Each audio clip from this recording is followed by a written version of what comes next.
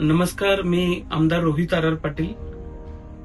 स्वर्गीय आबांचा आणि या मतदारसंघातल्या सर्वसामान्य लोकांची मागणी होती की या मतदारसंघामध्ये औद्योगिक क्रांती घडली पाहिजे.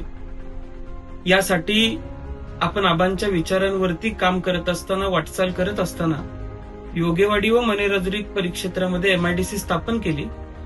गेल्या वर्षी एमआयडीसी मंजूर झाल्यानंतर योगेवाडी परिक्षेत्रामध्ये पहिल्या टप्प्यामध्ये साधारण 18.5 कोटी रुपये आपण मंजूर केले आणि आज तिथं रस्त्यांची व इतर पायाभूत सुविधा निर्माण करण्याची कामं चालू आहेत. मला आपल्याला सर्वांना सांगताना आनंद होतोय की याच एमआयडीसीचा भाग असलेल्या मनेराजुरी परिक्षेत्रामध्ये दुसऱ्या टप्प्यामध्ये 44 कोटी 75 लाख रुपये मंजूर झालेले आहेत. या निधीच्या माध्यमातून मोठ्या प्रमाणात पायाभूत सुविधा निर्माण करण्याचं काम आपण सगळे मिळून करणार आहे आणि मला विश्वास आहे की येत्या काळामध्ये चांगल्या कंपन्या आणून तासगाव कवठेमंकाळ मतदारसंघामध्ये या मतदारसंघात असलेल्या ही एमआयडीसी संबंध महाराष्ट्रामध्ये एक वेगळं मॉडेल निर्माण करेल, हा विश्वास मला आपल्याला सर्वांना द्यायचा आहे.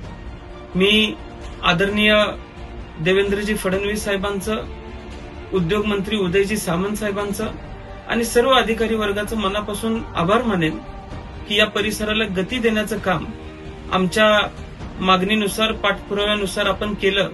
त्याबद्दल मी मनापासून आपल्या सर्वांचा आभार मानतो. धन्यवाद.